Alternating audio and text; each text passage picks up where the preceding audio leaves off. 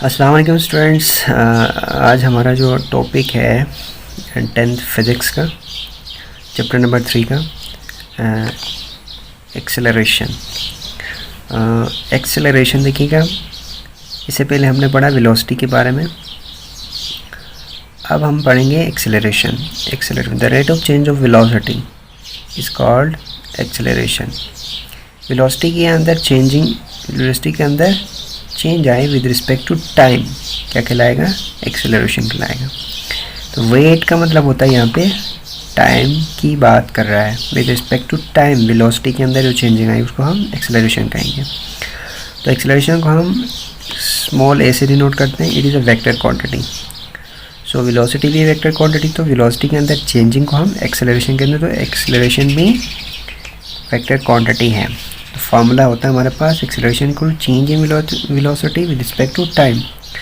Change in velocity, change means vf माइनस vi। Final हमेशा change final minus initial होता है। फाइनल वेलोसिटी को हम vf से डिनोट करते हैं और इनिशियल वेलोसिटी को vi से डिनोट करते हैं। ये वेक्टर क्वांटिटी है, वेक्टर क्वांटिटी, इसलिए इसके ऊपर एरो हेड है।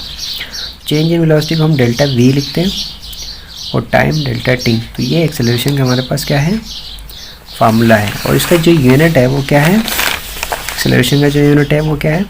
It's SI unit is metre per second square, क्योंकि वेलोसिटी का जो यूनिट होता है वो मीटर पर सेकंड होता है और इस टाइम का सेकंड मिलके क्या होगा? 2 सेकंड हो गए, तो मीटर पर सेकंड स्क्वायर होगा। सो एक्सेलरेशन का मीटर पर सेकंड स्क्वायर होता है, जो हम इस तरह भी लिख सकते हैं और उसको इस तरह भी लिख सकते हैं। इसके बाद हमारे पास जो नेक्स्ट टॉपिक है वो टाइप्स ऑफ एक्सेलरेशन है। देखिएगा, टाइप्स ऑफ एक्सेलरेशन में पॉजिटिव एक्सेलरेशन है। पॉजिटिव एक्सेलरेशन, अगर वेलोसिटी, बॉडी की वेलोसिटी कंटिन्यूसली क्या हो रही है? इंक्रीज़ हो रही है, जो उस दौरान जो एक्सेलरेशन प्रोड्यूस होगी बॉडी के अंदर उसको हम पॉजिटिव एक्सेलरेशन, क्योंकि इंक्रीज़ हो रही है कंटिन्यूसली, ठीक है। इस तरह नेगेटिव एक्सेलरेशन मीन्स क्या हो? कंटिन्यूसली डिक्रीज़ हो, बॉडी की एक्सेलरेशन क्या हो? कंटिन्यूसली डिक्रीज़ हो रही हो, तो उस दौरान बॉडी की जो वेलोसिटी है वो कंटिन्यूसली डिक्रीज़ हो रही है, उस दौरान जो एक्सेलरेशन प्रोड्यूस होगी बॉडी के अंदर उसको हम नेगेटिव एक्सेलरेशन कहते हैं। उसके बाद है हमारे पास uniform acceleration. Uniform, if the velocity of body changes by equal amount in equal interval of time, then its acceleration is said to be uniform acceleration. अगर बॉडी की वेलोसिटी चेंज हो रही है, किस तरह चेंज हो रही है? Equal amount means same change हो रही है सेम इंटरवल ऑफ टाइम में, देन जो एक्सेलरेशन प्रोड्यूस होगी बॉडी के अंदर उसको हम यूनिफॉर्म एक्सेलरेशन। यूनिफॉर्म में मीन्स हर इंटरवल में सेम वेलोसिटी क्या हो रही है? चेंज हो रही है, सेम वेलोसिटी चेंज हो रही है, तो उस दौरान जो एक्सेलरेशन जो प्रोड्यूस होगी वो भी क्या होगी? सेम होगी। तो ऐसी एक्सेलरेशन को हम यूनिफॉर्म एक्सेलरेशन कहते हैं। अब उसके बाद जो है हमारे पास नेक्स्ट जो है वो क्या है? वेरिएबल है। वेरिएबल क्या मीन्स? वेरिएबल मीन चेंज हो रही है, means change time to time, कभी बढ़ रही, कभी क्या हो रही है? कम हो रही है, इंक्रीज़ हो रही है, कभी डिक्रीज़ हो रही है। If the velocity of a body is variable, then the acceleration is said to be variable acceleration. अगर वेलोसिटी ऑफ बॉडी क्या हो?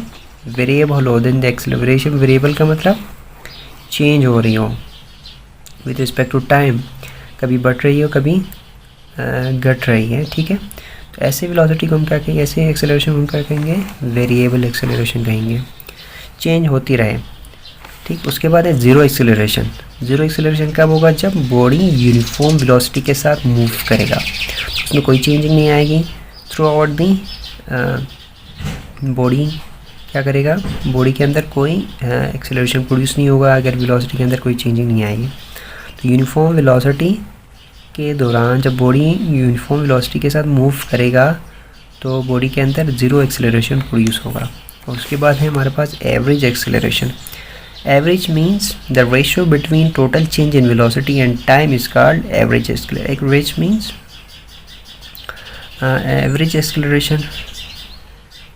एवरेज एक्सेलरेशन, ठीक है।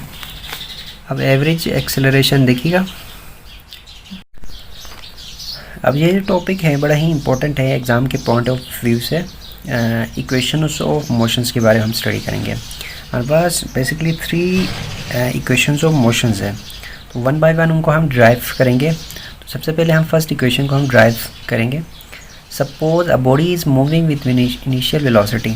सपोज कि हमने फर्स्ट किया कि एक बॉडी है जिसकी इनिशियल वेलोसिटी वी आई है और वो यूनिफॉर्म एक्सेलरेशन के साथ मूव कर रही है कुछ टाइम के लिए, टाइम टी के लिए। अब कुछ टाइम देर के बाद उसकी जो वेलोसिटी बन जाती है वो क्या बन जाती है, फाइनल वेलोसिटी वी एफ बन जाती है।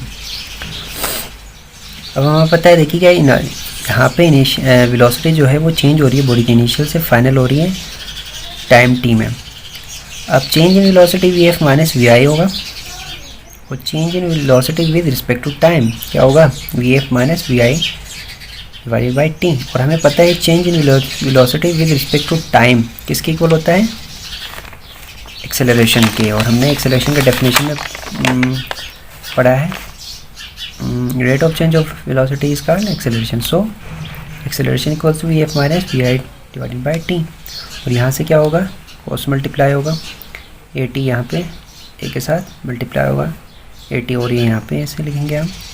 और वी एफ वी आई यहाँ पे माइनस था, इस साइड पे जाके क्या होगा, वी ए टी के साथ प्लस होगा। तो फाइनल वेलोसिटी की इक्वेशन बन गई हमारे पास V I plus A T. यही हमारे पास क्या है, फर्स्ट इक्वेशन ऑफ मोशन है।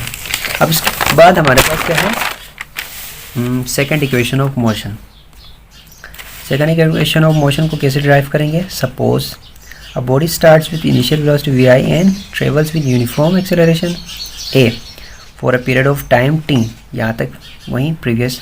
The distance covered by the body in this time, इस टाइम के दौरान बॉडी ने जितना टाइम डिस्टेंस कवर किया उसको हमने एस से नोट किया और it's final velocity becomes V F.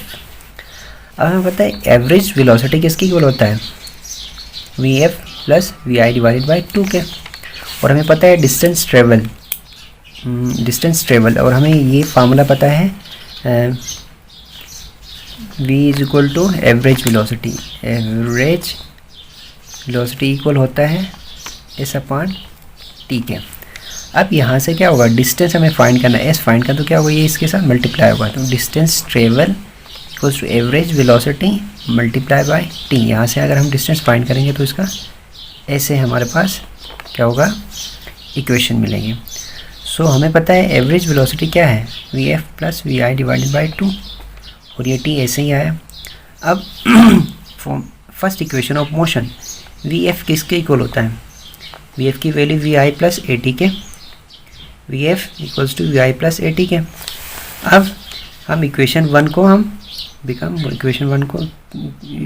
में हम वी एफ की वैल्यू पुट करेंगे, V I plus A T plus V I ऐसे ही आया इंटू टी डिवाइडेड बाई 2। अब ये दोनों सेम टर्म्स है, लाइक टर्म्स है, इन दोनों को ऐड करेंगे तो क्या होगा, 2vi प्लस ए टी होगा और टी यहाँ पे मल्टीप्लाई हो रही है, इसके साथ मल्टीप्लाई होगा और ये इसके साथ मल्टीप्लाई होगा तो वी आई टी बनेगा, उसके साथ मल्टीप्लाई होगा टी और टी स्क्वायर बनेगा और ये 2 आया। अब ये 2 इसके साथ भी डिवाइड है, इसके साथ भी डिवाइड है। अब हम क्या करेंगे, इसको हम अलग अलग लिखेंगे। ऐसे equals to V I T divided by 2 और 2 कैंसिल हो गया plus A T square upon 2। So S equals to V I T plus 1/2, ये 2 डिवाइड में है तो इसलिए हम 1/2 ए टी स्क्वायर लिखा। ये हमारे पास डिस्टेंस का फॉर्मूला आया, ये सेकंड इक्वेशन ऑफ मोशन कहलाएगा। अब इसके बाद हम थर्ड इक्वेशन ऑफ मोशन देखिएगा, drive third equation of motion. ये बहुत ही ईजी है। फर्स्ट इक्वेशन और सेकंड इक्वेशन की हेल्प से हम थर्ड इक्वेशन को ड्राइव करते हैं। तो फर्स्ट इक्वेशन ऑफ मोशन हमें पता है V is equal to V I plus A T, ये फर्स्ट इक्वेशन ऑफ मोशन है। अब इसको क्या करेंगे, हम दोनों साइड्स पे स्क्वेयरिंग लेंगे, V square V I plus A T का होल स्क्वेयर। यहाँ पे फार्मूला बन गया A plus B whole square. So A square plus 2ab plus B square. अब वी ए की जगह वी आई है और बी की जगह ए टी है, तो ए स्क्वेयर की जगह वी आई स्क्वेयर होगा, 2ab की जगह 2a की जगह वी आई है, ए टी हो गया और यहाँ से बी का स्क्वायर, बी की जगह A T square, A T है, ए का स्क्वायर टी का स्क्वायर। अब वी आई ये आया to same as it is हमने यहाँ पे उतारा। अब हमने यहाँ पे एक्स्ट्रा वर्क ये करना है कि यहाँ पे 2 को डिवाइड भी करेंगे, मल्टीप्लाई भी करेंगे, क्योंकि मैथ्स में रूल है जब कोई नंबर हम खुद से मल्टीप्लाई करते हैं तो उसी को डिवाइड करते हैं, या हम डिवाइड करते हैं तो उसी को मल्टीप्लाई भी करते हैं। 2.2 ये हो गया।